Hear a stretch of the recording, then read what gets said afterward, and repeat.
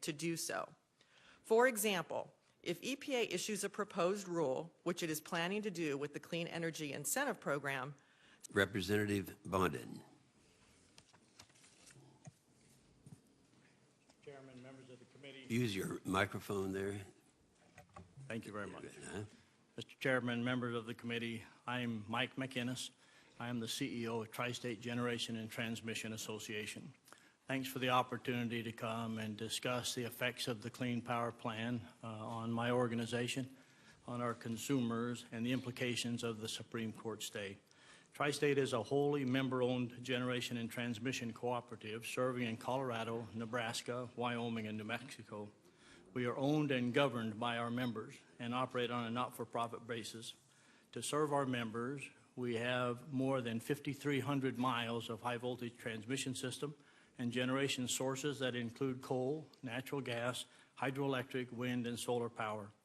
Despite significant investments in renewables, energy efficiency, and distributed generation projects, which is projected to make up about 25% of energy that we will distribute to our members in 2016, Tri-State relies heavily on coal and natural gas generation to maintain reliability and to control costs.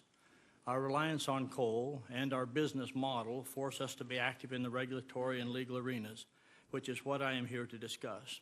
As a cooperative, Tri-State operates differently and has different risks compared to investor-owned and municipal utilities, a fact that EPA ignored in the proposed Clean Power Plan, and why Tri-State and other cooperatives were active in the rulemaking process and challenged the rule in court.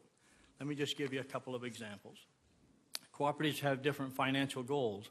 Our primary goal and contractual obligation is to provide reliable, affordable, and responsible power to our members.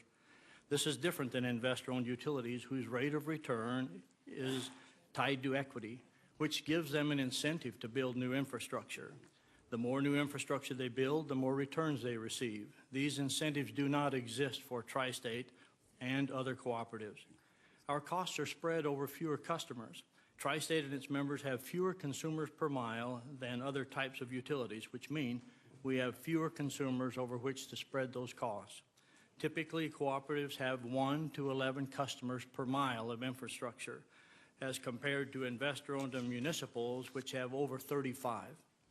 When Tri-State needed generation, coal was our only option. In the late 70s and early 80s, when the cooperatives were growing, in that same period, the Power Plant and Industrial Fuel Act was passed by Congress, and construction of natural gas and oil plants wasn't allowed. We had to choose between nuclear and coal. We chose coal because it was proven and it was affordable. On the positive side, our fleet is relatively new compared to other utilities. Cooperative plants have longer remaining useful life. Tri-State has invested hundreds of millions of dollars in our plants to improve efficiency and add on pollution control upgrades. Because of these investments and the fact that our plants are a little newer, they still have significant remaining life, and we face large stranded costs if we're forced to shut them prematurely. Since the EPA failed to address these issues and other legal issues we raised during the rulemaking process, our board of directors felt it necessary to challenge the rule in court that resulted in the current stay. While the rule is stayed, Tri-State has continued discussions with state regulators to ensure that our concerns are heard. The 5 states we operate in have taken different approaches to the stay. 2 states are continuing to develop a plan a little bit slower. 3 of them have taken the approach to put the pencils down, quote unquote. Several state regulators justify moving forward based on EPA's gentle threat that deadlines may remain the same if the rule is ultimately upheld. We feel it is wasteful to spend taxpayer and ratepayer money developing a plan for an unknown target. There are so many variables that could change. A new rule, a modified rule, a new president withdraws the rule or proposes a new one. Markets could change, new technology could be developed. So any plan developed today will likely have to be redone. And as we realized with the Clean Power Plan, early investments don't always receive credit in the future. I'm often asked, if you don't support the Clean Power Plan, what would you suggest? We're already achieving reductions in carbon emissions as a result of maintaining highly efficient power plants and investing in renewable projects, and we continue to support research and development. In the end, Although Tri-State and other cooperatives are different, we do have a desire to protect the environment while continuing to provide affordable and reliable energy to our members. We simply believe a different approach is needed to mitigate CO2 emissions. Thank you.